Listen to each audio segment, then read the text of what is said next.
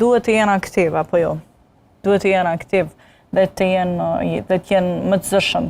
Në aspektin teoretikisht nëse flasim, PDK-ja mund të zgjidhë, mund të marrëveshje me vetëvendosjen, i përmendëm disa mundësi, po të jetë unike PDK-ja.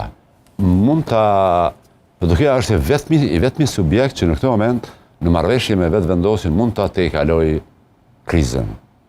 Por është diçka tjetër që unë jam skeptik të thotë. Ka shumë antagonizma ndërmjet vetëvendosjes dhe PDK-s. Ka mosdurim, ka hesapet mos them të mëhershme dhe bashkëpunimi janë bukur i vështirë. Po të mos thënë gati i pamundur. Përndryshe në aspektin e numrave, PDK po të jetë unike, mund dhe po të ketë vullnet politik nga dy palët.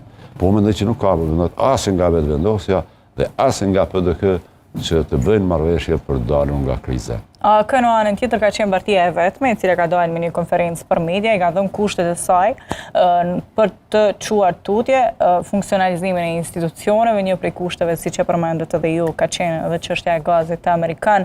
Pra, pa ndonjë kusht në thonjza, këto kanë qenë ato kërkesat që i ka vendosur Aleanca për të zgjidhur çështjen e presidentit. Zotri, dhe si e keni parë ju?